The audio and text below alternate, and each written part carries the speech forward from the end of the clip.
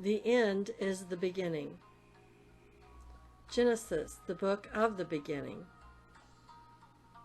Revelation, Apocalypse, the book of the end. The earth will be restored. We will be returned to our Garden of Eden. Sorrow, pain, and death will be no more, as it is written.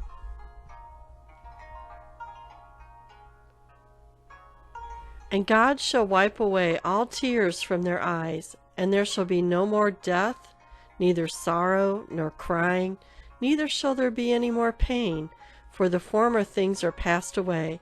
And he that sat upon the throne said, Behold, I make all things new.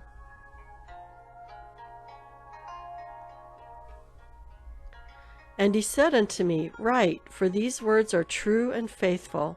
And he said unto me, It is done.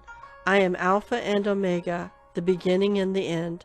I will give unto him that is athirst of the fountain of the water of life freely. Revelation 21, 4-6.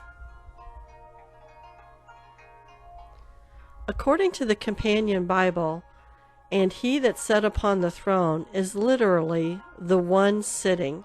The text read, faithful and true, instead of true and faithful. And the Companion Bible states that instead of it is done, the text read, they are come to pass.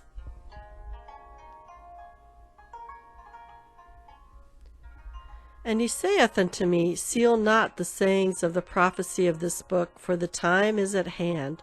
Revelation 22:10.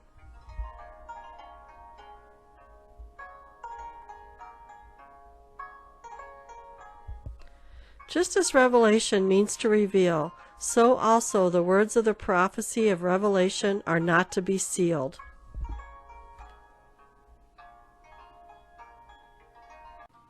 The end of this video anyway.